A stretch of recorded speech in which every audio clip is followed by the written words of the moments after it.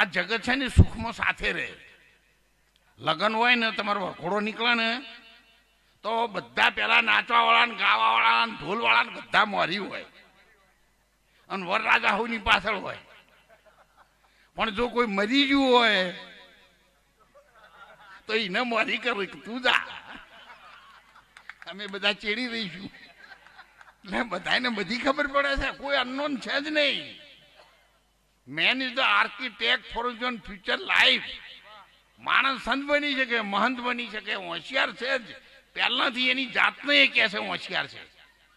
નકલો સિંહણ બચ્ચાનો જન્મ થાય, કોઈ ડોક્ટર ટુકડો જાય છે?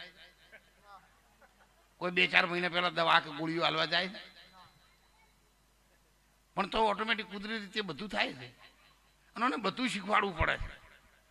અને જન્મ્યા પહેલાં ટ્રીટમેન્ટ બધી કરાવવી પડે. જન્મતી વખત હાજર ખાતે શીખવાડવું પડે, હેરતે શીખવાડવું પડે, બોલતે શીખવાડવું પડે, બધું શીખવાડવું પડે. તોય પણ કહે છે હું હોશિયાર સુધી પાડાને બચ્ચાને કોઈ શીખવાડે? ભેંસના બચ્ચાને કોઈને શીખવાડ્યું કે આવી રીતે ધાવવાનું છે અને ધાવવાનું આ જગ્યાએ છે? તો એ હોતી કાઢે છે. અને એની બાએ ને એની મમ્મી એને સ્થાન ઉપર લઈ જવું પડે, નહીં તો એને ખબર જ નહીં કે કયો ધાવવાનું. તો પણ પોતાની જાતને હોશિયાર માને. અને છે આપણો મન એક હોકી રહ્યો હતા, આપણને શું નડે છે? પણ જીવન જોબન રાજ ધન અવિચળ રહે ને કોઈ. જવાની ધન સત્તા કાયમ નહીં રહે, જતી રહેશે. આપણે તો શહેરમાં રહીએ છીએ, હોશિયાર છીએ, ભણેલા ગણેલા છીએ, સારા વર્ગમાં રહીએ છીએ.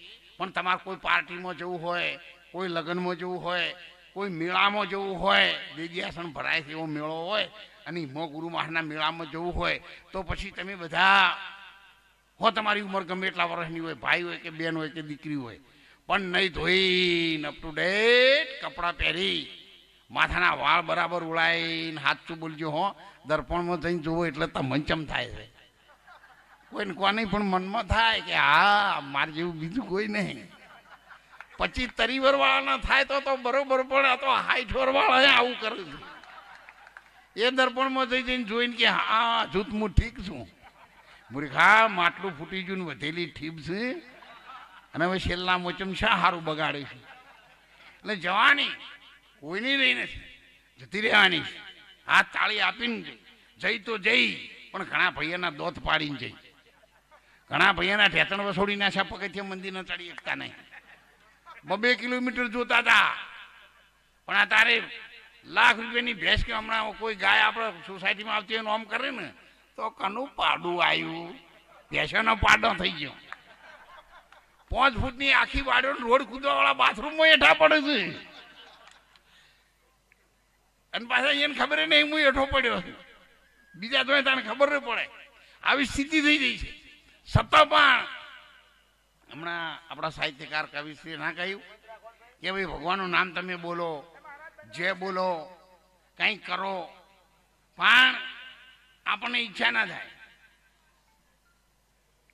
કાર્યક્રમમાં તો લગભગ હું છેલ્લા 50-55 વર્ષથી જાઉં છું.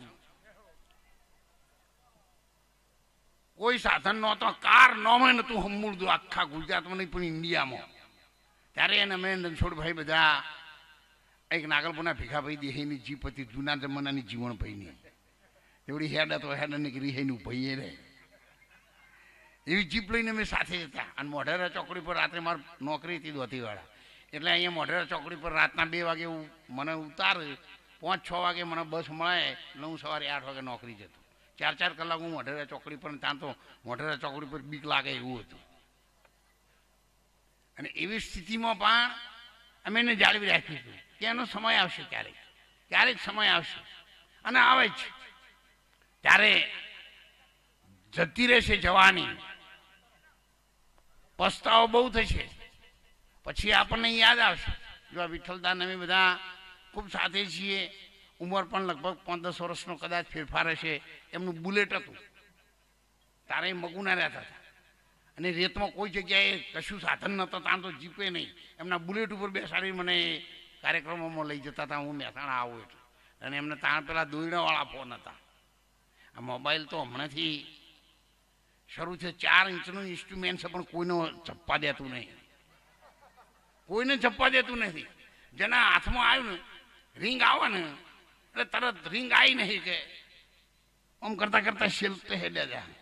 હવે 20-25ની દીકરી કે દીકરો હોય ને એના ઘરવાળાનો કે મિસિસનો ફોન આવે ને કદાચ આપણી સામે વાત ના કરી શકે એટલે આમ કરતું કરતું કરતું એ શેટ જાય.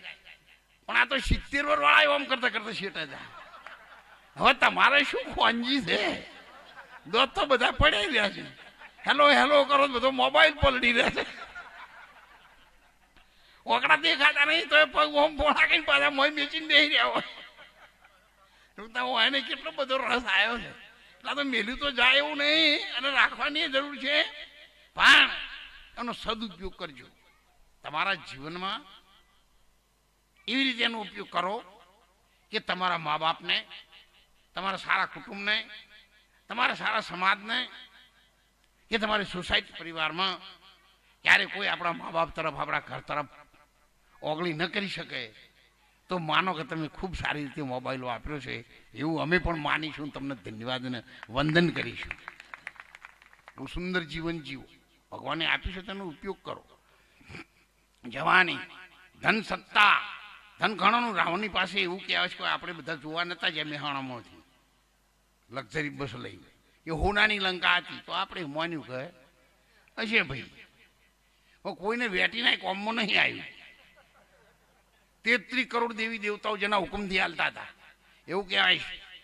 આપણે તો 21મી સદીમાં એટલા આગળ વધ્યા છીએ વિજ્ઞાનની સાથે કે આપણા બાળકો પણ આપણું કહેવું માનવા તૈયાર નહીં. અને એટલું બધું આપણે આગળ પણ આવ્યા છીએ. પહેલાના જમાનામાં બાફેલો ગારના કપાસિયા કોણ ખાતું હતું? કહો, ગાયો અને ભેંસો. અત્યારે કપાસિયાનું તેલ કોણ ખાય છે? માણસ હવે તો ભેંસની ચિંતા થવા માંડી કે આના કરતા આ તો ઠેઠ ગમણ્યું દી આવ્યો. આવું ને આવું ચાલશે તો 5-10 વર્ષે લસકાના ચારામાં બેસે.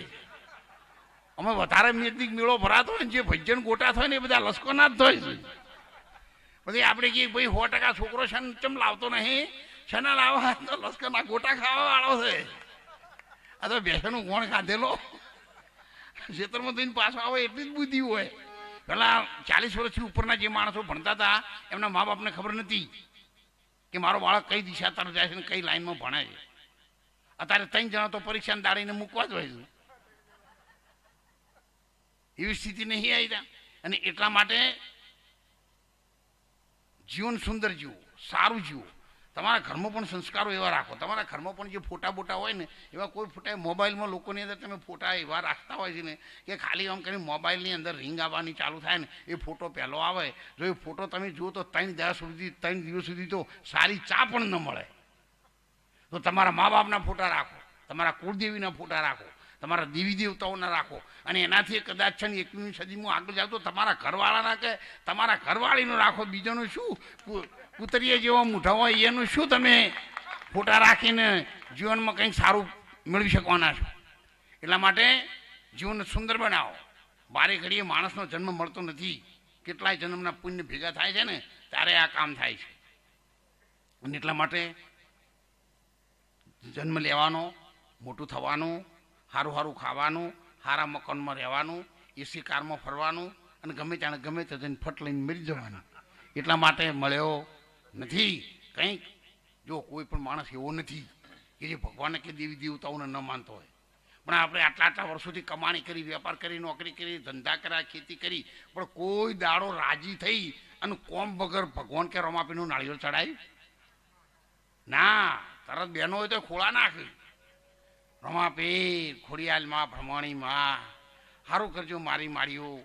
અમારા દીકરાને 10 વર્ષે ભગવાને બહુને સારો દાડો દેખાડ્યો છે તે દેવ જેવો દીકરો આપજો. 2 મહિના થાય એટલે ભેંસવી આવા થાય. ફેર રમાપી મારા ધણી ભેંસને બોલો દેવ જેવો લાભો છે ના. એમ તો પાડી લાવો.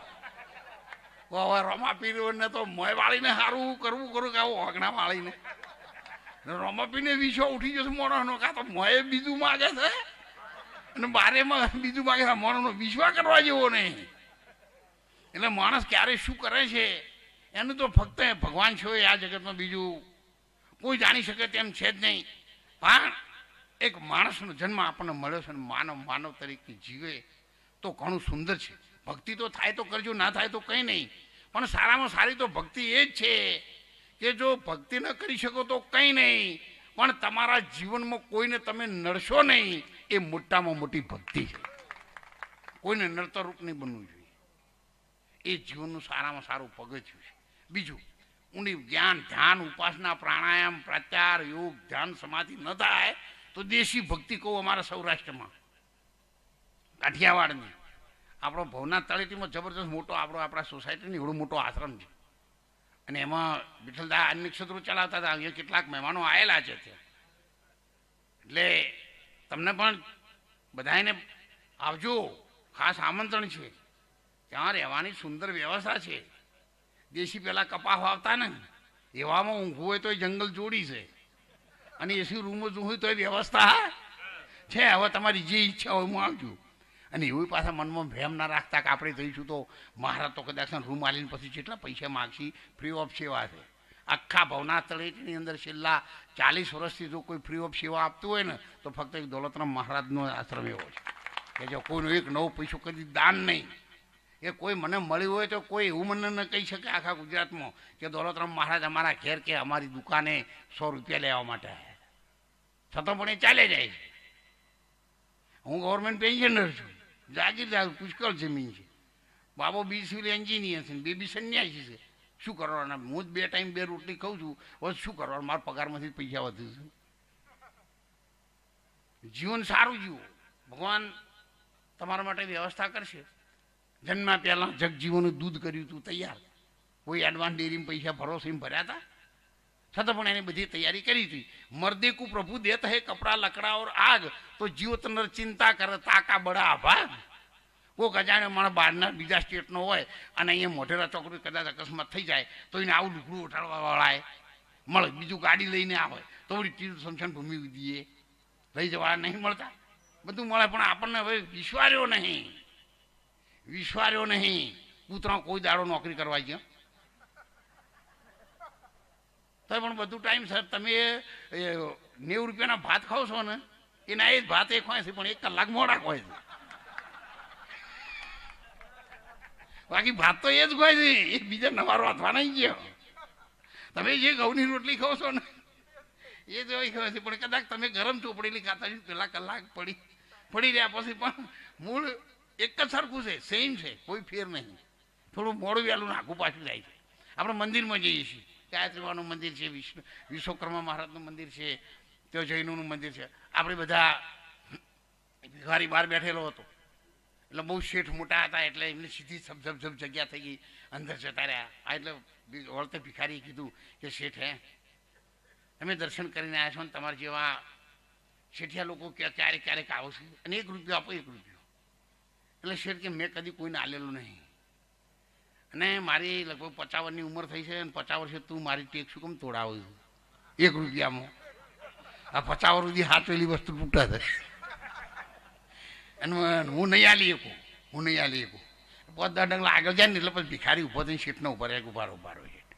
તો મારે તમારી પાસે કોઈ લેવું નહીં, પણ મારે કહેવું તો છે જ. એટલે કે કહો કે તાણ જુઓ, તમે મંદિરમાં જઈને દેવીઓની પાસે હાથ જોડીને માગો છો એટલે તમે સુધરેલા ભિખારી છો, હું બહાર બેસી રહ્યો એટલે હું બગડેલો ભિખારી છું.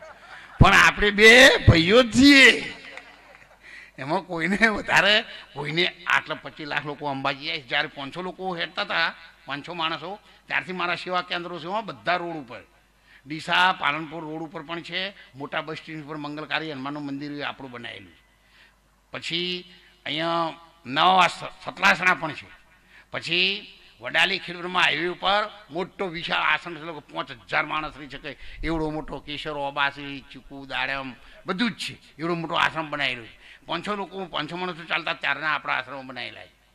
એટલા બધા લોકો જાય છે, અને બધા કોકને કોક કહેતા હશે, પણ કોઈ એવો જીગરવાળો છે કે મારી અંબાજી માં જો તમારો હાથ હોય તો વળતા મારી હોજવાનું મૂઠું ના જોવું તો તમારું હાચ હાર બોલો એવું કાઠો થઈને કહીએ કે ના? બધા કોક ને કોક માગણી જ બેલે છે કે કોક આવ્યું હાલજો, કોક આવ્યું હાલજો, કોક આવ્યું હાલજો. પણ હવે બધાને તો કેટલું હોય, એ કણે ભંડાર ચો ભરેલો છે. આપણે મૂકીએ ત્યાંથી આવે, બીજું તો કોઈ આવવાનું નહીં. જેવું કાર્ય જે કરે છે તેવું તેને ફળ છે. ભલા બુરાનો બદલો સૌનો અહીંનો અહીં. એને કાઠિયાવાડનો દાખલો કીધું ટૂંકમાં, સમયના ઓકડા છે. આપણા બધા ભજની ભાઈઓ પણ રાહ જોઈ રહ્યા છે. એટલે આપણે ટિકિટ લેવા જાવ ને બારીમાં, પણ જે ટિકિટ લેતો એ પેલા જે ટિકિટ માસ્તરની સાથે બહુ વાત કરે ને તો પેલા ચીડી હોય ચીડ કરવી, ચમ પાર લાવતો નહીં. અત્યારે તો 10 જણા ટિકિટ માસ્તર ડાઢો હોય છે કે માસ્તર ઠંડો નહીં, આ ભાઈ પડી મેલતો કોક ને કોક તો કહે જ. એટલે પણ આ તો બધા અમે સાથે રહેલા છે ને એટલે એવું મને ના કહે, તો હારા માણસો વર્ષોથી આ ગજેન્દ્રભાઈની બધા અમે સાથે જ છીએ. પંડિતજી આ પંડિતજી 250 રોમ સિંગને ચણા લાવો ને અમે ખાનાર. અત્યારે તો તમે આવો અમારા આશ્રમમાં તો તમને આવું કદી ખબર જ ના પડે કે મહારાજને આવું જીવન જીવેલું હોય છે. ત્યારે એક ભાઈ ખેડૂત જેવો હતો, 5-10 ભેંસો રાખતા ત્યાંના, એટલે ચારવા માટે લઈ જાય. તલાવડી હતી, ઉનાળાના દિવસમાં 4 માર્ગ તો ચોકડી ભેગી થતી હતી, ક્રોસ રોડ. એટલે તો ખેતરોમાં જાય, વળતે આવે, તલાવમાંથી પાણી પીવે, વન નીચે બેસે. ને એને મમ્મીને કીધું, બા આનું સાસ લઈ જવું, આપણે સાસ પીનાર કોઈ છે નહીં, ભેંસો 10 અને હું 4 વા લઈ જાઉં કે બેટા લઈ જા. એટલે સાસ લાયા. એમ કરતાં કરતાં રોટલા પણ લઈ જવા માંડ્યો. એટલે લોકો રોટલા ખાય. પછી તો લોકોને વિશ્વાસ થયો કે હેડો તાણે ઘેરથી ભાત નહીં આવે તો મોડા વહેલું ત્યાંથી નાસ્તો કરી લેવું, આવું ચાલુ થઈ ગયું. પછી આજુબાજુ જે ખેડૂતોના ઘરવાળા હતા એ પણ ભાત લઈ જતા, એટલે ભાત પેલા ટોપલીઓમાં લઈ જતા હતા. એટલે ટોપલીમાં લઈ જાય, 2-4 રોટલામાં હોય, દાળ ભરેલી હોય, કઢી ભરેલી હોય, છાશ ભરેલી હોય, એટલે ટોપલામાં જતું હતું. હવે ભગવાનની માતાજીની દયાથી ટિફિનમાં આવ્યું. ઘરધણી ખાય કે બીજા ના લે, બધા ટોપલી ભરેલી હોય, 10 જણા ચાલે એટલું. હવે ટોપલીથી ટિફિનમાં આવ્યા છીએ. મન બહુ મોટા થઈ ગયા ને આપણો. એટલે રોટલા ચાલુ કર્યા. એમ કરતાં કરતાં 2-4-5 વર્ષ થાય એટલે 2-4 માણસો કાયમ આવતા હતા. એટલે એને પૂછ્યું કે તમે કશું લઈ જતા નથી, લોકો લશ્કો લાવે છે, લાકડા લાવે છે, ગાડું લઈને આવે છે, કાંઈ ગાયો ભેંસો લાવે છે, તમે કશું લાવતા નથી, કશું લઈ જતા નથી, તો તમે કોણ છો? એટલે ભાઈને એક બાજુ બોલાવીને કીધું કે જો આટલા એરિયામાં જેને ભગવાનના ઘેર જવાનું હોય અને જીવ લેવાવાળું હોય ને એ જીવ લેવાવાળા અમે જમશી. પેલો ભાઈ હલી ગયો. ત્યાં તો 2-4 વર્ષથી હું એને હું તો ખવડાવવા માંડ્યો છે. હવે શું થાય? બીજા દિવસે એને નક્કી થઈ ગયું કે અમે જે થવું એ થાય તમે મને પૂછવા દે કે ભાઈ મારું શું થશે, તમે ભગવાનને યમદૂત ધર્મરાજાને પૂછી લાવશો? એટલે કે કાલે પૂછી લાવશો. બીજા દિવસે આયા અને પ્રસાદ આપ્યો. 3 જણને લીધો, 1 જણને પ્રસાદ ના લીધો. 3 જણને પ્રસાદ લીધા પછી કીધું કે આ ભાઈને પ્રસાદ લીધો નથી, એને તું પૂછી લે. એટલે નહીં કીધું જો ભાઈ હું આજ તારું ખાધું નહીં, કારણ તારા લગ્ન થવાના છે.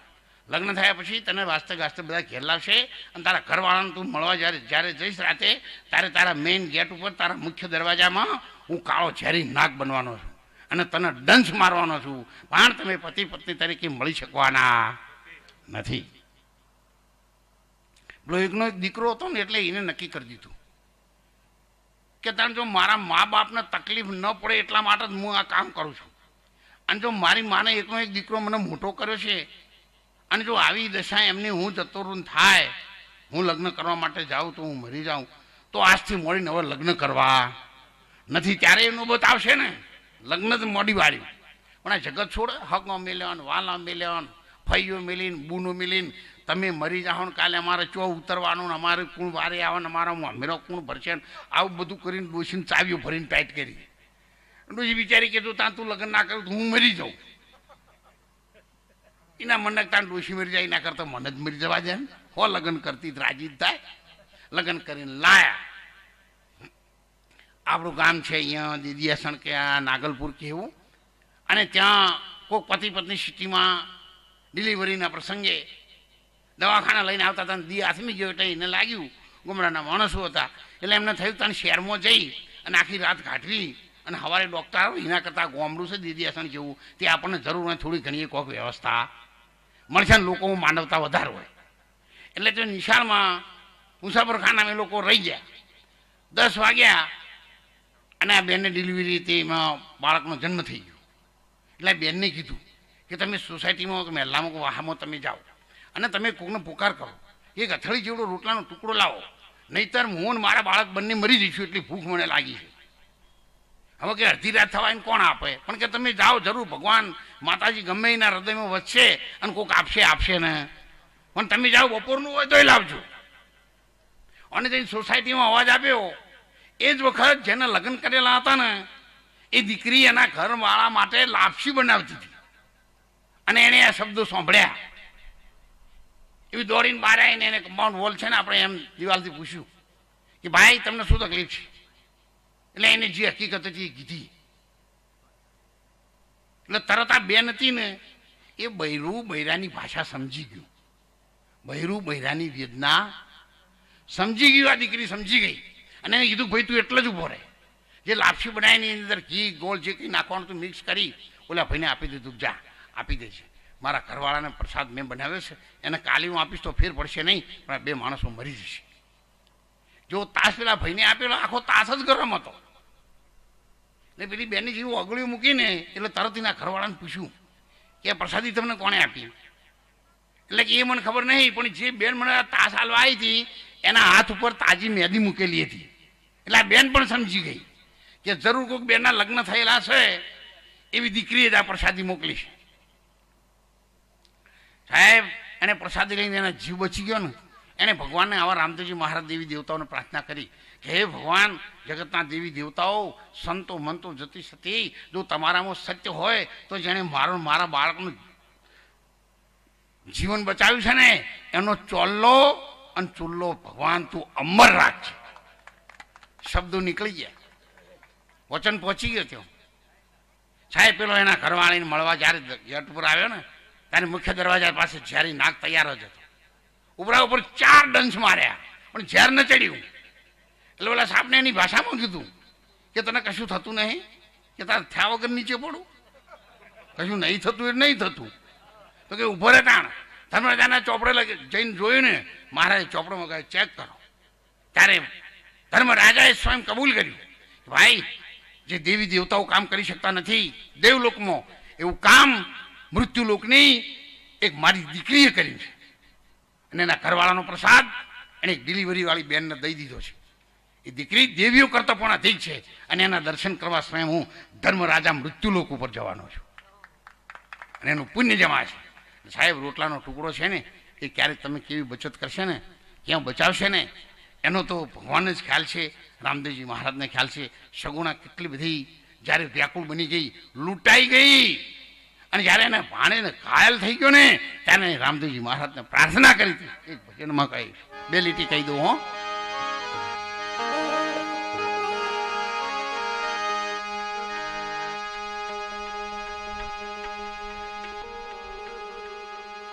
એ તારી બેની લૂંટાણી વનમાં મળજો રણવટમાં.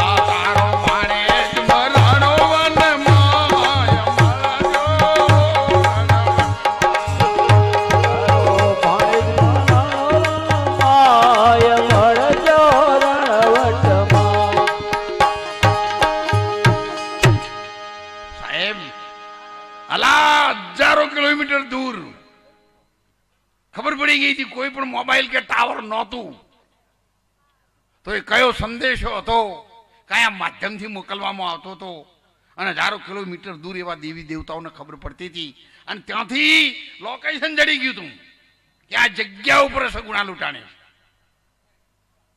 અત્યારે આપણે તો કોડ નંબર આખો તાલુકો જડે, જગ્યા તો જડ જ નહીં. અને લોકેશન બધાને ખબર છે, બધાએ જોયેલું છે, પણ લાઈનમાં આવ્યો એટલે કહું હો, પછી તો તમને જેમ યોગ લાગે એમ કરજો. રોમા પીર જે સવારી કરેલી છે ને એ ફોટામાં જોજો ઘોડો સફેદ છે અને જે કામ કરે છે એ ઘોડો લીલો છે. આ ભેદ જ્યાં સુધી સમજાય નહીં ત્યાં સુધી રામદેવજી મહારાજને સમજવું ઘણું કાઠું છે. એ આધ્યાત્મિક લાઈન છે. હું તો આધ્યાત્મિક લાઈનનો માણસ છું, પણ જ્યારે જે પ્રસંગ હોય ને એ પ્રસંગનું રૂપ સાથે આપણે નીકળવું પડે. હું તો કહું છું આપણે મધર ફાધર ગમે એટલા સારા હોય પણ દીકરાના લગ્ન હોય તો ઘોડા ઉપર કોઈ મા બાપને ના બેહાડે. ઓછો રૂપાળો હોય તો છોકરાને જ બેહારો પડે, એને જ જોઈએ એટલે બેહારો પડે. અને એટલા માટે રામદેવજી મહારાજનો આ 33 જૂથનો પાઠ જ્યારે મેં ભવના તળેટી જુનાગઢમાં જોયું, આખા સૌરાષ્ટ્રમાં કોઈને જોયેલો નહોતો. આખા સૌરાષ્ટ્રએ નોંધ લીધી હતી કે ઉત્તર ગુજરાતના હરિગુરુ સંતોએ જે પ્રસંગ અને જે રામદેવ પીર મહારાજની જ્યોતનો પાઠ આ ભવના તળેટીમાં જુનાગઢ ગિરનારમાં કર્યો છે, આ ગિરનાર વસો ત્યારથી આજ સુધી આવું અમે કદી જોયેલું જ નથી. તમે કહો એટલો મોટો પડઘોત્યો પડ્યો હતો અને એટલો મોટો સુંદર પ્રસંગ પણ આપણે કર્યો. એટલે મિટા દે અપની હસ્તી કો અગર કુછ મર્તબા ચાહે.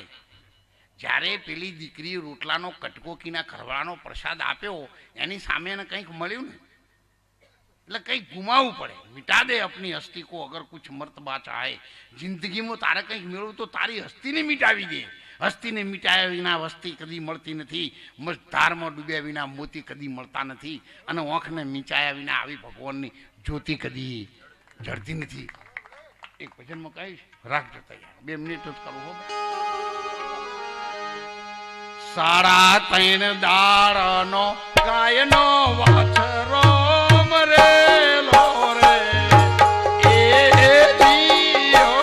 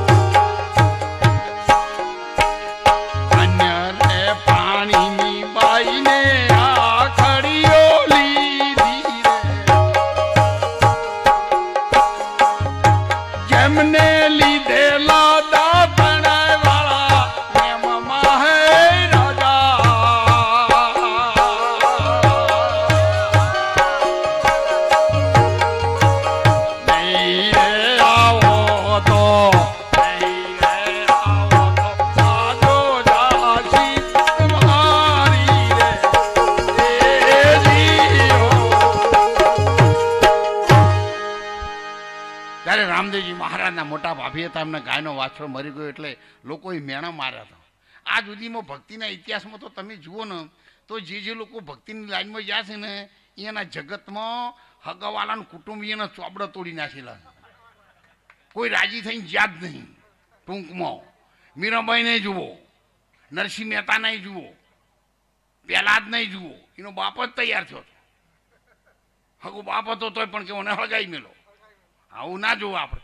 મીરાબાઈએ લગ્ન કરીને જાય એટલે તરત રોમ રોમ રોમ રોમ કરવા માંડે એટલે એને હાહુ કહેવા માંડ્યો, હાથ ભીડીએ નહોતું, મારા હતર ભીડીએ નહોતું, લાડકડી ભૌજી આ રોમ નોમ મત બોલો. બીજી માતાને રહેવું હોય તો રે દેશના ભુવા બોલાવો, વહુના જોહડલા જોરાવો. બીજી માતાને રહેવું હોય તો રે પણ એક રોમ નોમ કઢાવો. આ ના જોવું હોય. એટલે આ તો જેના લોહીમાં નહીં હોતું ને એને હમણાં કીધું ને એમ, જેના લોહીમાં નહીં હોતું ને એ આવે એવું છે જ નહીં, ક્યારે ના આવી શકે. ઇમ્પોસિબલ છે, આ વસ્તુ જ ઇમ્પોસિબલ. અને ત્યારે એમને ટેક લીધી કે મહારાજ હવે લોકોના મેળા હું ખમી શકતી નથી. બજારમાં જઈ શકતી નથી.